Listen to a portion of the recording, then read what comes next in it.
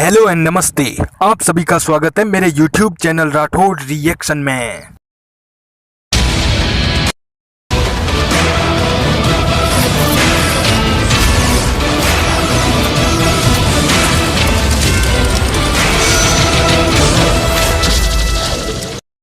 दोस्तों, मैं फिर से हाजिर हूं आपके सामने इतिहास के कुछ पन्ने समेटे हुए उन्हें आपके सामने खोलने के लिए।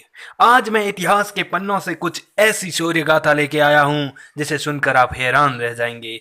आप सोचने पे मजबूर हो जाएंगे, क्या सचमुच ऐसे वीर भी हुआ करते थे?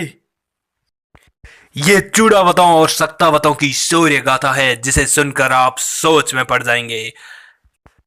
आइए शुरू करते हैं। बात उस समय की है जब मेवाड़ में महाराणा अमर सिंह का शासन था।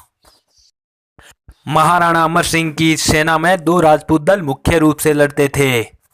एक थे चूड़ावत और दूसरे सक्तावत। चूड़ावत सेना के हरावल में युद्ध लड़ते थे और सक्तावत मुख्य सेना में। अब आप में से जिसको ये नहीं पता कि हरावल क्या होता है तो उसे मैं बता दूं कि हरावल सेना का वो भाग होता है जो सबसे आगे लड़ता है, मतलब दुश्मन का जो पहला वार खुद पे सहन करता है वो हरावल में युद्ध लड़ता है। एक दिन सक्तावतों ने महाराणा अमर सिंह के सामने एक गुजारिश की कि उन्हें सेना के हरावल भाग में लड़ने दिया जाए, लेकिन चूड़ावत चाहते थे कि ये हक सिर्फ उन्हें ही मिलना चाहिए। इसी बात को लेकर दोनों राजपूत शाखाओं में बहस छिड़ गई।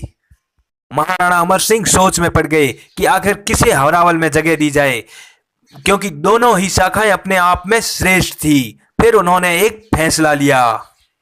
उन्होंने दोनों राजपूत शाखाओं के सामने एक कसौटी रखी कि जो भी सबसे पहले ऊंटाला के दुर्ग में प्रवेश करेगा वही हरावल में युद्ध लड़ेगा। दोनों सेनाओं ने दुर्ग को दोनों ओर से घेर लिया और उसमें प्रवेश करने का प्रयास करने लगे। सक्तावत दुर्ग का मुख्य द्वार तोड़कर उसमें घुसने का प्रयत्न कर रहे थे और चूड़ावत दुर्ग के पीछे से उसमें घुसने का प्रयत्न कर रहे थे। सक्तावत हाथी से मुख्य द्वार को तोड़वाने का प्रयत्न कर रहे थे, लेकिन मुख्य द्वार पर लगी हुई कीलों को देखकर हाथी सहम गया और पीछे हट गया। बल्लू सक्तावत, जो कि सक्तावतों का नेतृत्व कर रहा था, उसने वीरता का परिचय दिया। वो खुद कीलों पर छाती रखकर खड़ा हो गया और महावत से बोला कि अब हाथी से प्रहार कराओ। महावत पहले तो सहम गया, लेकिन जब बल्लू के क्रोध भरे स्वर को सुना तो वो खुद को नहीं रोक पाया और उसने हाथी से प्रहार करवा दिया। हाथी के प्रहार से कीले बल्लू की छाती में जा चुभी और बल्लू वीर गति को प्राप्त हो गया। और इस प्रहार से मुख्य द्वार में भी दरारें आनी शुरू हो गई। नमन है ऐसे वीर के चरणों में जिसने अपनी शाखा के इज्जत के लिए बलिदान दे दिया। उधर चूड़ावतों को जब खबर मिली कि सक्तावत मुख्य द्वार को तोड़कर किले में प्रवेश करने ही वाले हैं, तो चूड़ावतों के सरदार राव जेठ सिंह ने अपने साथी से कहा कि मेरा सर काटकर किले के अंदर फेंक दो। लेकिन साथी ने उनका सर काटने से बिल्कुल मना कर दिया। इस पर राव जेठ सिंह ने खुद अपना सर काटकर किले की दीवार से अंदर फेंक दिया।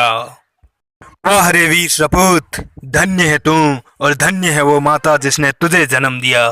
उधर जब सक्तावत किले में प्रवेश हुए तो उन्होंने देखा कि पहले से ही चूड़ावत जेठ सिंह का सर किले के अंदर गिरा पड़ा है।